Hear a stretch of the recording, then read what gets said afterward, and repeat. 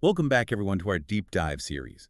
Today, we're getting right into the practical side of something we've touched on before, palmitoylethanolamide. Right, PEA. We talked about the science, what it is. Exactly. Now, we're focusing purely on what the studies, the documents claim it can actually do.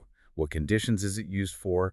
What are the results people are seeing? And this is really about distilling that information, making it accessible. We know a lot of you listening, maybe teenagers dealing with certain issues, or perhaps older listeners facing different challenges, are keen to understand the real-world applications. Yeah, no getting lost in the jargon today. We want to explore how PEA seems to help the body resolve things, and in some cases, maybe even reverse certain conditions. It's about understanding how this natural molecule supports your body's own processes. Okay, let's jump straight in. First up, probably the most well-known area, pain and inflammation. Absolutely. PEA is widely recognized now as a natural compound with pretty potent anti-inflammatory and analgesic, that's pain-relieving properties. So it's helping the body manage that pain response naturally. Fundamentally, yes. It supports the body's own system for keeping things in balance, regulating how we perceive pain and how inflammation develops. And how does it, achieve that? What's the mechanism there? Well, it works in a few ways. It interacts with components of what called the endocannabinoid system. Okay, that system that helps keep everything running smoothly, the body's balancing act. Precisely. PEA helps increase the levels of your body's own natural pain relievers, the endogenous endocannabinoids. Think of it as boosting your internal relief squad. Ah, okay. And it also actively calms down the release of inflammatory chemicals, the things that cause swelling, redness, heat. Got it. So it turns down the volume on that whole inflammatory cascade. Exactly. And it even reduces inflammation specifically around nerves, which is important for nerve pain. Is it like hitting specific targets to do this? It is. Its actions seem to be largely mediated through interactions with specific sort of switches on our cells. Things like TRPV1 and PPA are alpha receptors. Receptors involved in pain and inflammation signals. That's right.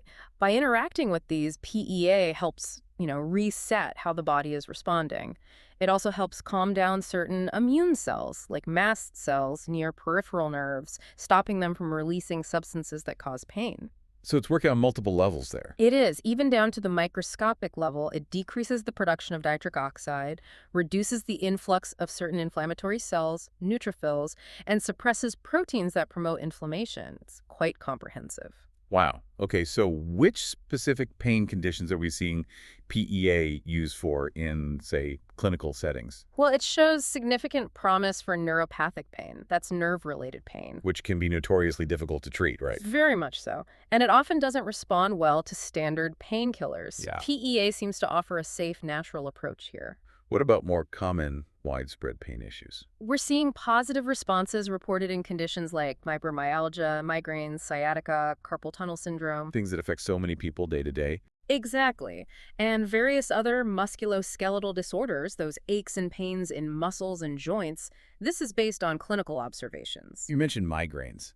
That's huge, especially for teenagers who could be really debilitated by them. Yes, for migraines specifically, PEA seems to reduce the pain, likely by regulating those inflammatory mediators we talked about. Are there studies on that? Yes. A 2022 study reported migraine patients had fewer headache days and used less pain medication when taking PEA. That's significant. And another study from 2020 noted benefits for children with migraines too. So definitely relevant for younger listeners and their families. Okay, now this next point I think is really, really important, especially for our older listeners, but really for anyone dealing with chronic pain. The idea that PEA can help reduce reliance on NSAIDs. Yes, the non-steroidal anti-inflammatory drugs. This is a crucial clinical advantage. Why is that so important? Well, We all pop an ibuprofen now and then. we do, and for short-term relief, they're effective. But the problem comes with long-term use, which is common in chronic pain. NSAIDs carry well-documented side effects. Like what? Stomach issues. Gastrointestinal problems, yes, ulcers, bleeding, but also cardiovascular risks, like increased risk of heart attack and stroke and potential kidney problems. these risks accumulate over time. So using them constantly isn't ideal, especially if you're older or have other health issues. Exactly. And the clinical evidence suggests PEA can reduce nerve pain effectively enough to decrease the need for NSAIDs. So it could be a safer alternative, or at least something used alongside NSAIDs to lower the dose. Precisely. It seems to offer comparable benefits for pain and inflammation, but without those significant cumulative risks. This makes it a potentially preferred choice for chronic management. That could really enhance safety and make it easier for people to stick with a long-term pain plan. Absolutely. Finding relief without constantly worrying about those side effects is a major plus for overall health and quality of life, protecting your stomach, your heart, your kidneys. It's a big deal. Okay, building on that, let's talk joints and musculoskeletal health. Arthritis, general aches and pains. How does PEA fit in here? It shows considerable potential in supporting overall joint and musculoskeletal well-being. Not just managing arthritis pain, but potentially promoting healing, too. Is the mechanism similar to general pain relief, or is there something specific to joints? There are similarities, but its action within the joint environment is key. It inhibits those inflammatory messengers within the joint. The ones causing the inflammation. Right. And simultaneously, it stimulates the production of anti-inflammatory factors, the body's calming signals. A big part of its action in joints involves activating that PPAR alpha pathway we mentioned. Which is important for joint health specifically. Yes, very important for maintaining joint health. Plus, its anti-inflammatory effects can soothe and help repair damaged nerve endings near the joints themselves. Because often the pain is coming from those irritated nerves around the joint. Exactly. So it's not just masking pain, it's helping the local environment in the joint become healthier, less inflamed. Which could lead to better mobility and longer-term relief. That's the idea. And the evidence from animal models and human trials supports its use for arthritis, for recovery after injuries, post-surgery. Even things like fibromyalgia and low back pain? Yes. A 2021 study specifically highlighted its potential in managing osteoarthritis, which is incredibly common, especially in the elderly. So potentially fewer aches, more flexibility. That's huge for maintaining independence. It really is. Okay, let's move to the brain. This is where things get incredibly exciting, I think. Neuroprotection, cognitive benefits. It's a remarkable area. PEA is naturally found in the brain, remember, and it offers substantial anti-inflammatory and neuroprotective effects, especially for the brain's support cells. Right, you mentioned that before, not just the neurons, the thinking cells, but the support crew. Exactly. The glial cells, mast cells, think of them as the brain's maintenance and immune system. PEA helps keep them healthy and calm. It shields neurons from damage caused by things like excitotoxicity. That's like overstimulation damage. Yes. And oxidative stress, cellular rust, and general inflammation. It helps shift the brain environment away from chronic inflammation back towards balance. And you mentioned a dual mechanism, which sounded really interesting. Can you unpack that a bit more? Yes, this is quite sophisticated. While PEA does offer some direct protection to neurons, a large part of its neuroprotective power is indirect. How so? It modulates those non-neuronal support cells, the mast cells, the glial cells. When these support cells get overactivated in chronic inflammation, they can actually harm neurons.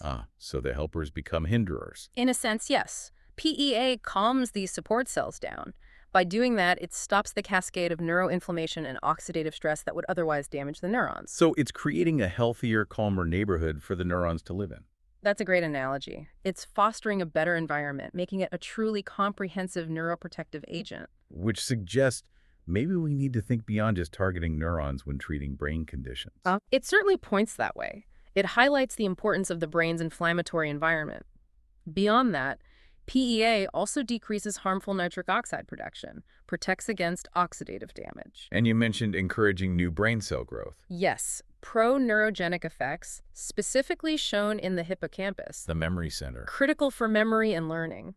It also protects the substantia nigra, a key area for movement, from inflammation-induced changes, relevant for Parkinson's. Okay, let's dive into some specific conditions. Traumatic brain injury, TBI.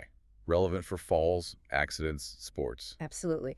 PEA has been shown to improve outcomes after TBI neurological, biochemical, even emotional recovery. How? A key thing is it seems to prevent the second injury. That's the inflammation and damage that happens after the initial impact. Ah, the delayed damage. Right. It appears to stop mast cell infiltration and degranulation in the brain, reduces brain swelling, and limits the size of the damaged tissue area. Meaning potentially less long-term cognitive or physical impairment. That's the hope, yes. What about Parkinson's disease? You mentioned the substantia nigra. Animal studies are promising, and a 2017 human study noted a form of PEA actually slowed down disease progression and disability in Parkinson's disease patients. Slowed progression. That's huge for a disease usually seen as relentlessly progressive. It is. The research is looking into whether it can prevent the destruction of those crucial dopamine neurons. This points towards potentially slowing it down significantly, maybe even aspects of reversal in terms of functional decline. That's incredibly hopeful. And Alzheimer's disease. The potential here sounds even more dramatic based on the outline. The findings, especially in animal models, are quite striking. PEA has been shown to reverse or prevent memory deficits and behavioral issues linked to amyloid plaques. It uses the word reverse. Yes, repeatedly in the research literature for these models.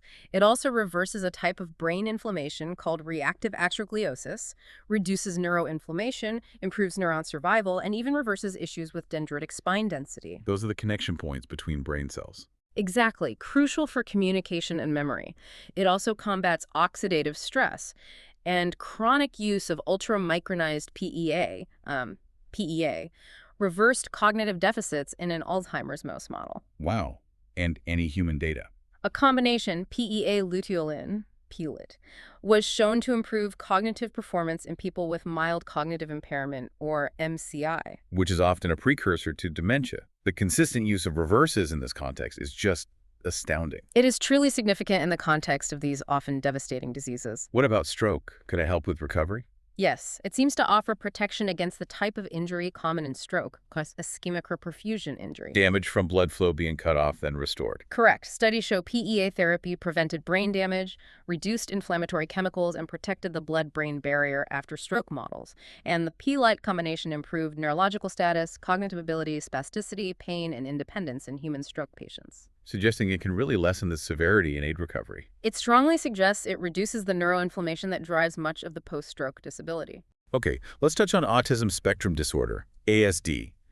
This is so relevant for parents seeking support. Yes. In rodent models, PEA supplementation improved social and non-social behaviors, reduced inflammatory markers, and increased new cell growth in the hippocampus. That in humans. Human case reports, while preliminary, are encouraging. They showed improvements in expressive language and a reduction in overall autism severity, including motor stereotypic behaviors. Could make a real difference in daily life. Absolutely. The list seems extensive. What else? Multiple sclerosis. Yes, MS animal models showed PEA reduced inflammation, demyelination, the nerve sheath damage, Right. neuronal degeneration, and behavioral issues. In humans, PEA therapy significantly reduced inflammatory markers and improved quality of life. It's also been reported to help with MS symptoms like spasticity and neuropathic pain, Spinal cord injury. reduced inflammation and tissue injury, improved motor function. The co-ultramicronized pulidolin combination showed particular promise there. Frontotemporal dementia, FTD. PEA-ALU was shown to reduce behavioral disturbances and improve frontal lobe functions, things like judgment and behavior control. What about issues right from birth, like neonatal anoxia ischemia? Oxygen deprivation? Yes, PEA treatment in models prevented neuroinflammation, preserved cognitive functions, and critically was able to reverse memory deficits associated with this condition. Reverse again. Epilepsy or seizures? PEA has known anti-epileptic properties. It's been shown to inhibit seizures induced by electroshock or chemicals in animal models. Diabetic neuropathy, that painful nerve damage from diabetes, very common in the elderly. Highly relevant. PEA has shown effectiveness in relieving that pain. It significantly reduced PAN symptoms, reversed mechanical allodynia. That's pain from something that shouldn't be painful, like touch. Exactly. And it even improved insulin levels in rodent models. One more myasthenia gravis, the muscle weakness disorder. Oral PEA supplementation reportedly improved patients' nerve stimulation response, leading to better disease severity scores and less muscle fatigue. Suggests a direct action on those nerve-muscle connections. The sheer scope across all these neurological conditions and that recurring theme of not just managing but potentially improving or even reversing aspects, It's incredibly hopeful. It truly opens up new avenues for thinking about these challenging conditions. Okay, let's shift from the brain to the gut, often called the second brain, right? Yeah. How does PEA help with gastrointestinal health? Its anti-inflammatory effects are key here too, and its role in the gut-brain axis, that communication link, is really involved in maintaining balance in the digestive system. Does it help with things like leaky gut? It seems to. Ah. PEA helps maintain the integrity of the gut barrier. It prevents the overactivation of a receptor, TRPV1, that's implicated in leaky gut. So it helps keep that barrier strong, preventing unwanted stuff from getting into the bloodstream. Precisely. Which in turn reduces a major source of systemic inflammation. It's also been shown to reduce colitis colon inflammation and improve recovery from intestinal injury caused by lack of blood flow. So it's calming inflammation within the gut lining itself. Yes. Studies on human ulcerative colitis tissues showed PEA counteracted harmful cell activation, inhibited inflammatory cell infiltration, and reduced pro-inflammatory markers. It also helped normalize gut transit speed after inflammation. Making it potentially useful for conditions like IBD, ulcerative colitis, IBS. Exactly.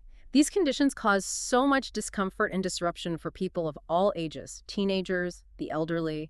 PEA offers a natural way to potentially help the gut find balance. All right, from the gut to the eyes. Vision is so precious. What's the connection between PEA and ocular health?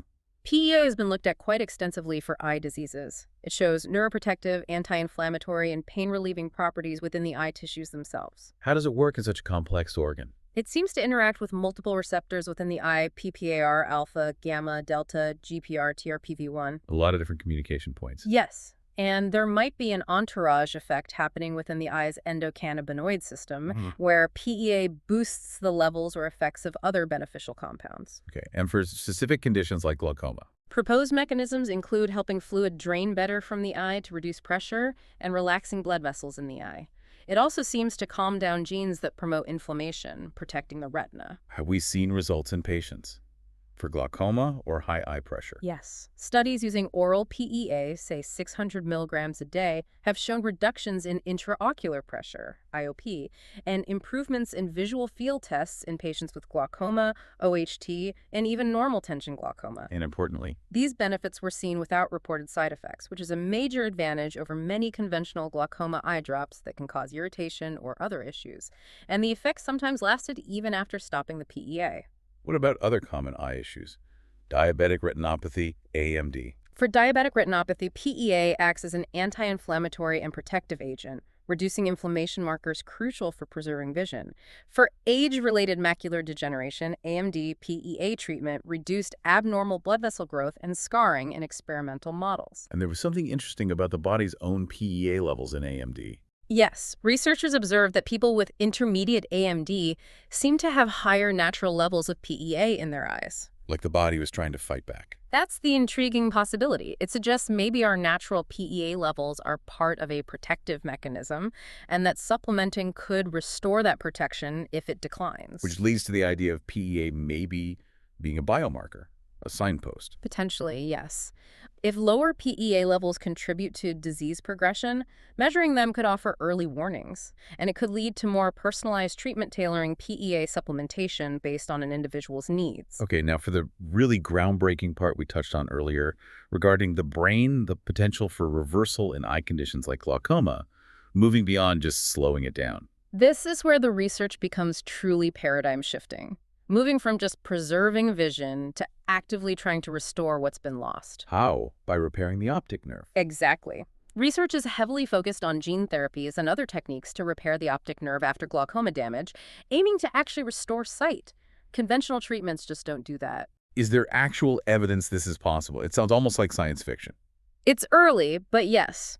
Groundbreaking work in mouse models successfully reprogrammed eye cells back to a younger, more functional state. Reprogram them. Essentially turned back their biological clock. This work reversed vision loss from glaucoma and age-related decline in these mice. What did that look like? What improved? Specifically, it promoted nerve regeneration from the eye towards the brain. It reversed vision loss. They saw double the number of surviving retinal cells, a 5-fold increase in nerve regrowth, better electrical activity in the nerve cells, and measurably improved visual acuity. The mice could literally see better. So the takeaway is the damage might not be permanent. That's the monumental implication. The damage appears not entirely irreversible. Interventions can restore cellular health and activity. It's a huge step towards functional reversal of vision loss. This challenges everything we thought we knew about optic nerve damage. It absolutely challenges the old dogma.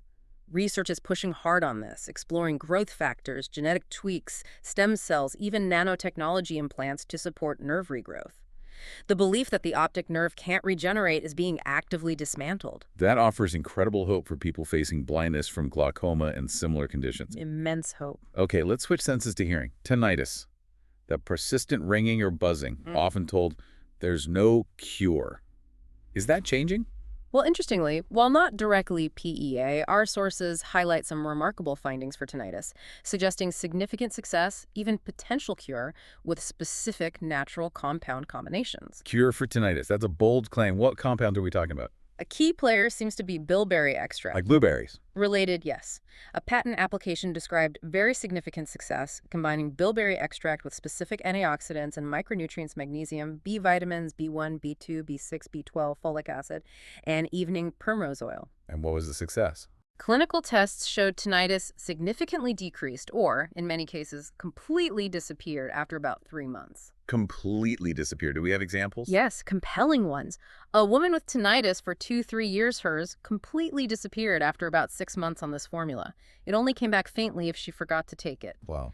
Another, who'd had it since 1993, saw improvement in 14 days. The noise lessened, and a pressure sensation she had completely disappeared. After more than a decade. Exactly.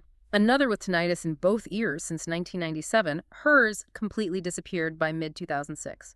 And one more, whose tinnitus started in 2005, found it got quieter and then completely disappeared by early 2007. So 3 out of 4 in these examples had it completely disappear after years. Yes, and the fourth had significant improvement. All attributed it to the composition, and it was well tolerated. Are there other combinations showing promise? Yes, a supplement called Memovigor 2. It has bilberry, ginkgo, L-acetylcarnitine, vitamins, minerals, phospholipids, significantly improved recent onset tinnitus in a clinical trial across multiple measures. Pitch, loudness, handicap, distress. How might bilberry be working here? One potential mechanism involves increasing the expression of something called endothelin receptor B, EDNRB, in the inner ear's tectorial membrane. Boosting this might help prevent or treat age-related and noise-induced hearing loss and tinnitus. So while some might still say there's no completely satisfactory treatment for tinnitus. Right. Those general statements often reflect older perspectives or maybe single-agent treatments, but these detailed cases and trials using specific formulations, particularly the bilberry combination, strongly suggest real, notable success is achievable. It challenges the idea that you just have to live with it. It definitely offers hope where there often wasn't much before. Okay, a tougher topic, cancer. What does the research say about PEA's potential role here? It's an area of investigation. Studies have looked at PEA's effects on tumor growth, viability, proliferation. It seems to have cytostatic properties, meaning it can stop cancer cells from multiplying in various lab models. How does it interact with cancer cells? As we know, PEA targets various receptors like PPAR-alpha, TRPV1, and others like GPR55.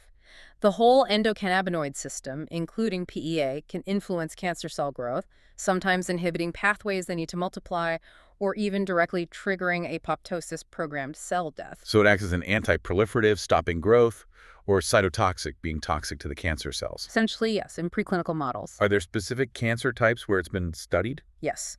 For colorectal cancer models, PEA reduced precancerous lesions in tumors by inhibiting proliferation, inducing cell cycle arrest, and reducing migration. Migration is how cancer spreads, right? Correct. For cervical cancer cells, HeLa cells, in the lab, PEA showed anti-tumor effects by promoting apoptosis, and it seemed to do this selectively, harming the cancer cells more than normal cells. That selectivity is key. Breast cancer. Linked to inhibiting breast cancer cell proliferation, influencing specific pathways, and enhancing pro-apoptotic activity, pushing the cancer cells towards self-destruction by changing gene expression. Neuroblastoma. Melanoma. Enhance apoptosis and anti-proliferative effects seen in neuroblastoma cells, especially in combination therapies. And PEA, combined with another substance, was shown to impair melanoma growth. And prostate It's cancer. implicated in inhibiting prostate cancer cell proliferation in lab studies. There's also that clinical case report where PEA clearly helped manage severe neuropathic pain in a patient with metastatic prostate cancer. Right, that was for pain management in a cancer patient, not treating the tumor itself, but still shows its relevance. Exactly. It shows its utility for improving quality of life even in advanced stages by managing difficult symptoms. So overall, it's about PEA potentially interfering with cancer cell growth and survival and maybe helping with symptoms, but it's still very much an area of ongoing research. Understood. Now, what about tissue regeneration? Helping the body repair itself after injury or damage? Does PEA play a direct role? The research strongly suggests it does support tissue repair, healing, and regenerative processes, especially in nerve and bone tissue. While complete regeneration is a high bar, Sure. PEA definitely seems to contribute directly and indirectly to restoring tissue health and function. How does it help nerve tissue regenerate? We talked about the optic nerve. Right. PEA's anti-inflammatory and neuroprotective actions create that favorable environment we discussed, clearing out the inflammatory weeds so nerve cells can repair and potentially grow. It works synergistically with things like vitamin B1, which also supports nerve health and regeneration. It lays the groundwork for repair. And for physical injuries, bones, muscles, ligaments, relevant for sports injuries in teens or slower healing in the elderly. Absolutely. PEA or related compounds showed effectiveness in bone fracture healing in mouse models. Generally, it seems to assist connective tissue repair, muscles, ligaments, tendons, bones, partly by supporting collagen production. The body's scaffolding material. Exactly, vital for cell repair. And by reducing inflammation in the injured area, it aids overall tissue restoration. Its role in muscle recovery after exercise also helps by reducing inflammation and supporting muscle health. So faster recovery from sprains, strains, maybe even fractures. That's the potential benefit, yes, helping the body's own repair mechanisms work more efficiently. It sounds like it's facilitating the body's intrinsic ability to heal. That's a great way to put it. By resolving inflammation and acting as a homeostatic regulator, it supports the body's natural capacity for self-regulation and healing, enhancing those regenerative responses. Okay, finally, let's talk about that fountain of youth idea, metaphorically speaking. Healthy aging, vitality, extending health span. How does PE fit into that picture? It fits quite well, not as a magic bullet, but as a compound supporting many aspects of healthy aging. Its anti-inflammatory, neuroprotective, and tissue-supporting properties all contribute to what we call health span, living better for longer. How specifically? Well, some discussions explicitly link PEA to anti-aging for the brain, suggesting it helps maintain cognitive function and mental vitality as we age. Keeping the mind sharp. Yes. And crucially, chronic inflammation drives so many age-related diseases. By mitigating that chronic low-grade inflammation, PEA helps build resilience against age-related decline. It helps fight that slow burn that wears the body down. Exactly. Its potential role in clearing out damaged cells and supporting the regeneration of healthy ones also contributes to maintaining cellular vitality and keeping tissues functioning well over time. And for staying physically active and capable. Its support for muscle and joint health is key there. Helping people remain active, mobile, and functional as they age is central to the idea of sustained vitality. So reducing pain, managing inflammation, protecting the brain, supporting tissues, it all adds up to potentially improved quality of life and a more robust aging process. So wrapping up this deep dive, the range of potential benefits claimed for PEA in these studies is just incredible. It really is. From pain and gut health to brain protection, eye health, potential roles in cancer, symptom management, tissue regeneration. It's remarkably multifaceted for an endogenous compound. And its natural origin and good safety profile are definitely appealing. Very much so, especially for long-term support. What really strikes me is that it's not just acting on the body, it's supporting the body's own systems. Its ability to regulate, heal, find balance. It feels empowering. It highlights how sophisticated our internal systems are and how natural compounds can work with them. It really makes you wonder, as we learn more about agents like PEA that our own bodies make, how might this change our whole approach to health, to well-being, to vitality throughout life? And what other secrets might our own physiology hold? What other natural helper molecules are waiting to be fully understood? Definitely food for thought. We hope this deep dive has given you a clear picture of the documented potential of PEA, and we encourage you to keep exploring these fascinating areas with us.